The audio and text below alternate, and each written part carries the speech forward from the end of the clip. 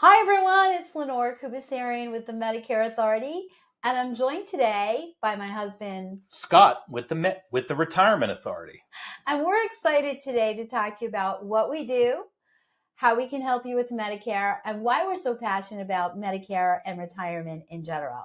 So I started my career way back in the day in like 1988, right out of college, working as a benefits administrator, helping people understand the insurance that the company offered. I worked my way up through human resources to run human resources departments, set up benefits for people. But back in the day when I started in 1988, I never dreamed that I would be like a Medicare, agent or broker. But the transition was actually kind of natural for me because I've been helping people with insurance my whole life, really, actually.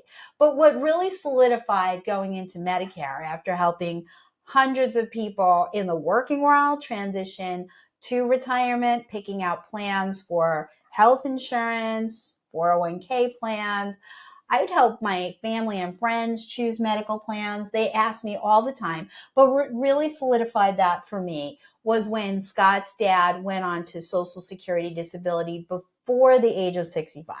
He actually came to me and said, Lenore, I need some help because he couldn't figure out what he should do going on to Medicare. It was before he was even turning 65. So really, I didn't have a clue about Medicare, but I understood insurance. So I went and we started researching and we picked the best plan we could for him. Now, insurance is confusing. We already know that, and it could be expensive. So one size doesn't fit all. We know that for sure. Confusing, expensive.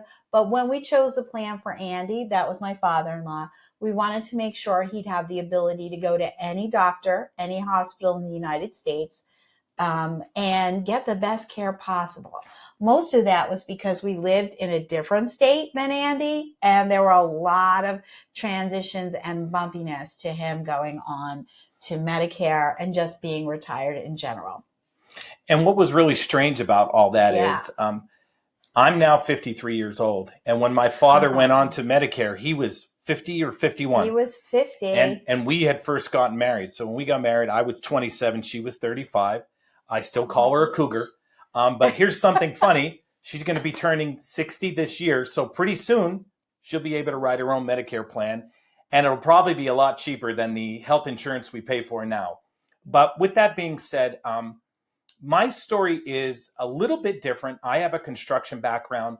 I was a diver offshore in the Gulf of Mexico with a helmet on my head. And then I worked in New York City in the Dock Builder Divers Union for a number of years. And eventually what had happened is I had gotten the entrepreneurial bug. I came from a very entrepreneurial family on Hazleton, Pennsylvania. My grandfather on my mother's side owned a car upholstery business. He was a tail gunner on a B-24 D Liberator in World War II. Mm-hmm. And when he came out, he somehow got into the trade. And I've never really asked him, I didn't remember, of car upholstery, but he ended up having a great business. And, those entrepreneurial urges and things were kind of passed on to me.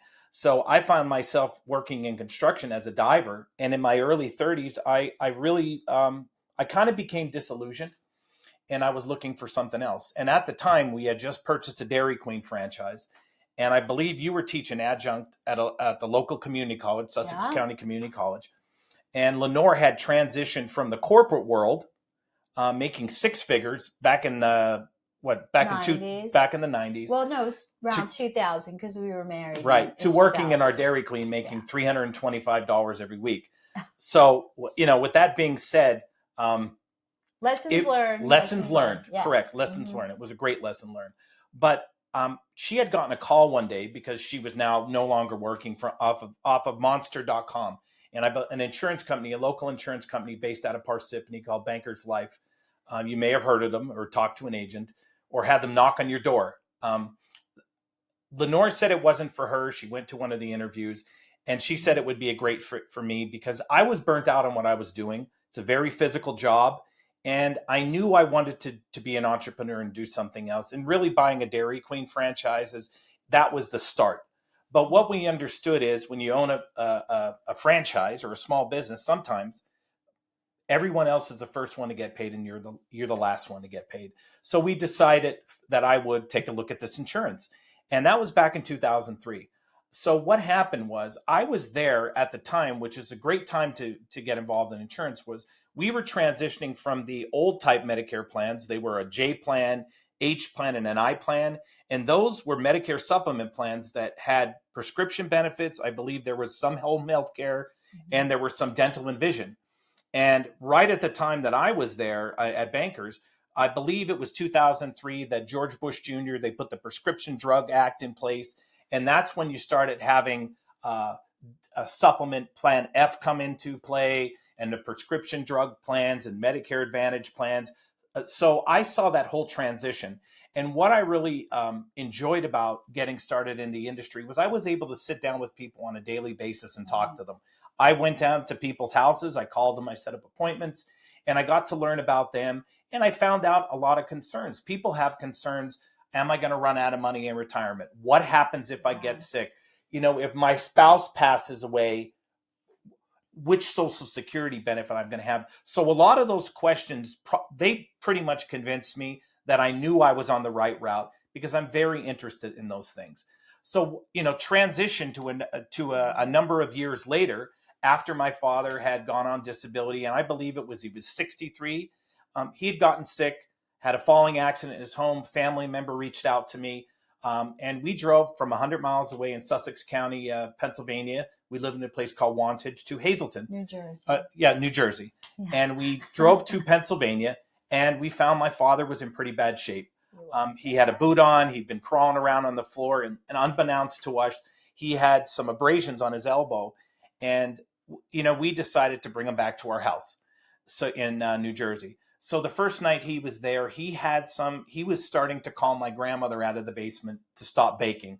And that really scared me because I'd never been exposed to somebody that had dementia or Alzheimer's. And I really, I had no idea how I didn't catch this before. But like I said, little did I know that it was the blood infection that was causing it. So we immediately, at 12 o'clock at night, had him to an ambulance, went to the local hospital. He was under observation for 2 weeks until they figured out he had a blood infection. And then after that was all cleared up, he had surgery on his foot at the hospital, and he transitioned into a skilled nursing facility for rehab. What I found when he went there is he had a lot of anxiety, and he didn't want to be there. And the reason that he didn't want to be there is because most people, they don't want to be in a nursing facility. Yeah. And my father's experience with it was he took care of my grandmother, who passed away at, I believe, age 95 or 96. She had been bedridden for close to 3 years. And, you know, there was a time that she had to go in a facility, and this is probably back in the early 2000s. And back then in Hazleton, Pennsylvania, I think it cost over $13,500 for a month. Crazy. And my dad was petrified that if that ever happened again, that would go through all of my grandmother's assets, the house that he was going to inherit from her.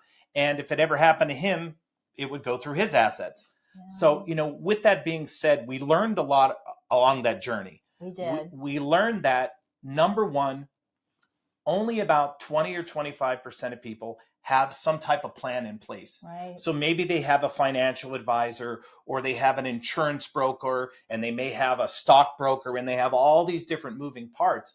But what we found is they don't have a solid plan, right, that's going to take care of them from a health and a retirement perspective, so they can sleep well at night knowing that all their ducks in a row. And that's really where I come into the equation. Right. I started in Medicare, but I slowly transitioned into helping people with long-term care coverage, life insurance protection, and now, you know, I will be moving into asset protection. And so what we do on the retirement end of things is we help people put a simple plan in place. We call it our Income for Life blueprint, where they can maximize their Social Security, they can maximize their pension benefits, and they can maximize their retirement accounts and other assets, so they know exactly how much money they're going to be getting every month in retirement. Now, on the other end of that, we deal with people from all ends of the spectrum, whether they're corporate executives, blue-collar workers like myself, or business owners. Yeah. And we find with business owners is sometimes they're guilty of being the ones that don't have a plan because they're so busy running their own business. And we know from ourselves, we just had a trust put in place for ourselves because of our assets.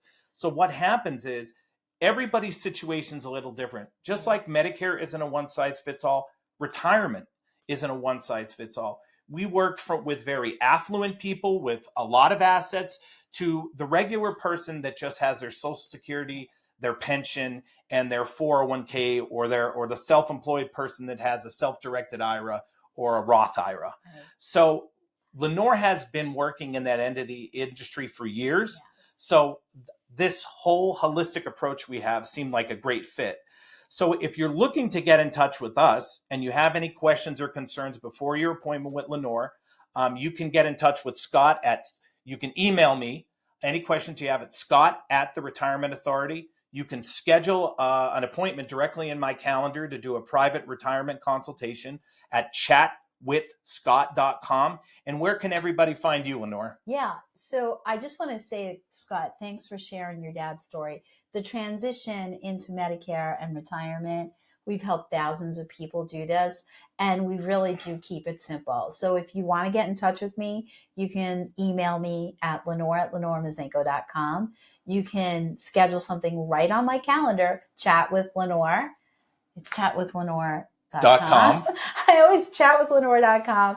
And social media, Lenore Khoubesserian at the Medicare Authority, Lenore Khoubesserian, the Medicare Authority. That would be Facebook and YouTube. And then, of course, our website, the Medicare Authority. And you can call us directly, either Scott or Lenore, one of our assistants, Monica or Missy or Corey will answer the phone. Our direct line is 844-633-5239. So we really appreciate you taking the time to listen to this video, and feel free to share this with any family and friends that you think could use some help with their Medicare journey, because as everybody knows, it's confusing and there's a lot of information out there that keeps people overwhelmed, isn't there, Lenore? Yes, there is. And we're excited to help you as you journey into the best years of your life, giving you the peace of mind that you never have to worry about not having a solid plan. So thanks for listening.